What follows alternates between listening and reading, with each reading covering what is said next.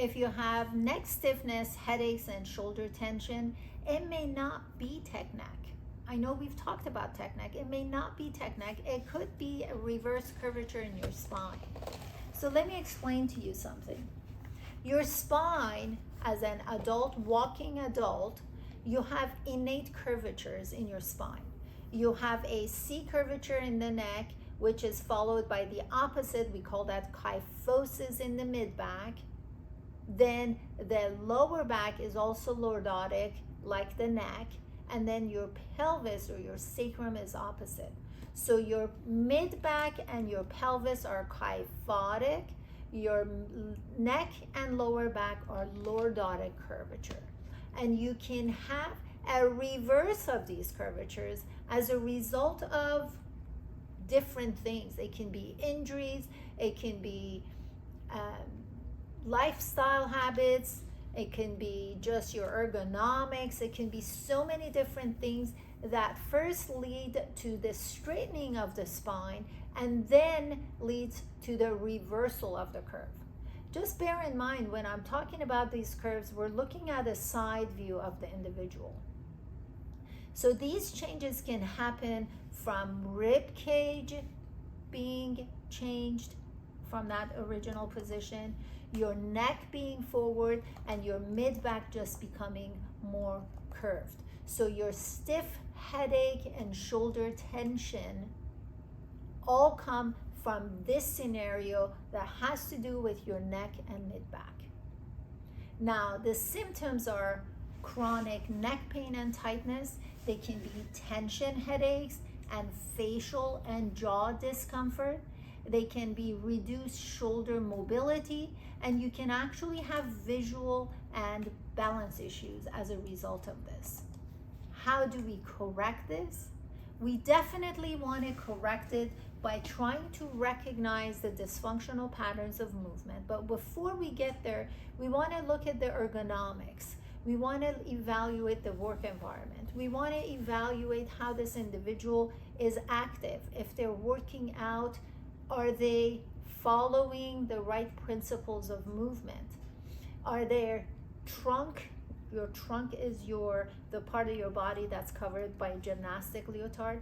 Is this individual stable utilizing this, or is the trunk being used as a result of movements that are not happening in the arms, as an example? So we're looking to differentiate the trunk stability and upper extremity movements. If it's not like it should be, those become the reason why there is that mismatch and that dysfunction that's happening, and that reversal of the curvature as a result of that over time is happening. The exercises that I recommend to my patients in these cases are always developmental exercises. The reason I recommend that is because, to me, that's the manual of movement. No matter what part of the world you're from, despite all the differences we have, we're all born as a newborn that can barely hold our heads up, and somehow we become running toddlers. We become stable, our body parts, we use them properly. We use our arms to grab things to bring to us, and if we don't reach it, we walk closer instead of reaching. This overreaching that we do, where the shoulder blade lifts itself off the mid-back and becomes an extension of an arm, so to speak, when we do this chronically, we are left with no choice but to really mess things up. We overcurve our mid-back, and then our necks go forward a lot. The neck extensors, the same muscles that work with the front of the neck to keep that curvature how it should be, ends up being overly stretched and very weak. So when we lose that, then it's much easier for that curvature to be altered. So that's the reason why I do developmental exercises with my patients. And obviously it's not teaching them something new, it's just reminding them of something old. So the exercises that I like when I face a patient with reversal of a curvature in the neck and that's essentially from looking at an x-ray, or what we all did as a 3-month-old babies. Even though it doesn't only target the neck, it allows the spine to be in a better place for the pelvis to be more stable, because when the pelvis is not stable, the rest of the spine is impacted. All of you is impacted. So it's important to have trunk stability, and your trunk is, again, that part of your body that is covered by gymnastic leotard. So you want to have trunk stability, because without it, the neck is left alone to manage things, and that is very much of a big contributor. So you want to do the 3-month supine exercise, where you lay down on your back, and then we're gonna go ahead and close the gap in the small of my back by tilting my pelvis up. My neck is nicely elongated. I'm holding a teddy bear and bringing one leg up and bringing the other leg up. Holding this position as I move my legs and my arms, and not losing that curvature, that contact of the curvature with the floor is very important for trunk stability. Of course, you're breathing biologically, which reminds me, if you have not subscribed to the channel, so important for you to do so, because I talk about these things all the time. Biological breathing is something I came up with, because all the other breathings that people would come here and say, oh, I do this, I do belly breathing, I do diaphragm, they were all done wrong. So biological breathing is what we learn by studying human babies, and that's how we breathe, and that's important. So I'm going to make sure that we put it at the end of this video, so you get to see how that's done. Make sure you subscribe to the channel. Then the next one that we want to do is what's called tummy time. This is specifically targeted for the neck. For tummy time, you're going to go on your tummy. You're not squeezing your butt. You're not using your lower back. You're pressing your elbows, or the crease of the elbows at the ear hole, and the elbows are acting like they're going towards the opposite walls. You are pressing your elbow down to the floor as if you're doing this movement. So you're using the inner thigh to press your elbows to the floor. Inner, did I say inner thigh? What I meant was inner arm. So I'm gonna press my, that would have been funny. So we're pressing the inner arm, pressing the inside of the elbow to the floor. We're on the floor, on the forehead.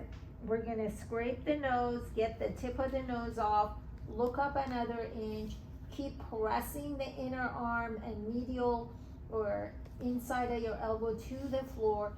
Glide the neck up and hold it. Make sure you don't drop the chin down. So once again, you scrape the nose, look up, hold your head in that position.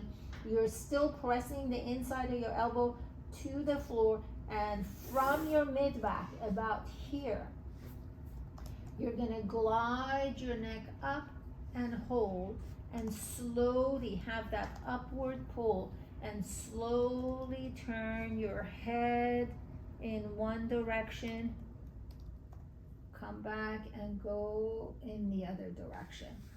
As you press the inside of your elbow to the floor, you see that your shoulder blade slightly moves towards your back pocket.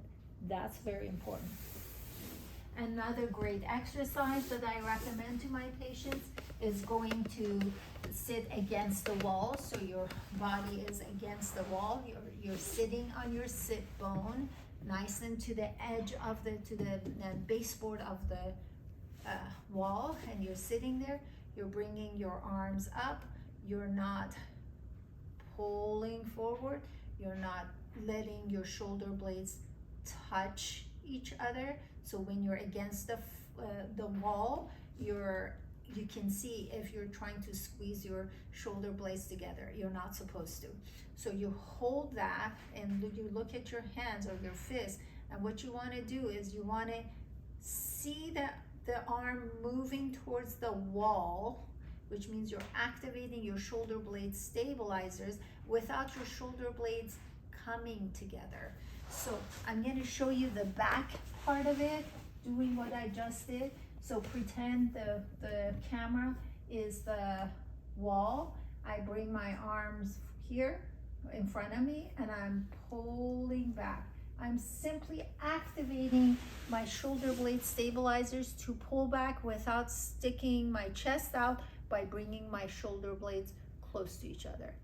These are some of the exercises I do with my patients. There are some prerequisites to these. There's some principles of movements that you need to understand. These YouTube videos are meant to be educational, but they're not going to solve all of your problems. Gotta understand this. My goal is to communicate as much as I can using social media and YouTube, but please understand sometimes, actually a lot of time, recognizing dysfunctional patterns of movement is the key, and that's something that you may just not have that yet. You have the signs and symptoms. It's very important to take that, communicate them with the right provider and understand that you need to understand how to be. You know, I always tell my patients, you need to understand your situation. You need to understand what right is, what your version is, and how to change your version to the right. That means you understand the method and mechanics of movement, and the only way to do that, in my opinion, is using developmental exercises. Once you understand that, then you multiply that by frequency. So understand proper mechanics of movement, time frequency, and that's how you make the changes for better. Reversal of the curvature in the neck is not easy to do, but it can definitely get worse. So it depends on what the goal is and what the situation is. I hope this made sense. I hope you found value in it. Make sure you subscribe to the channel, follow me on my social media, and until next time, take care.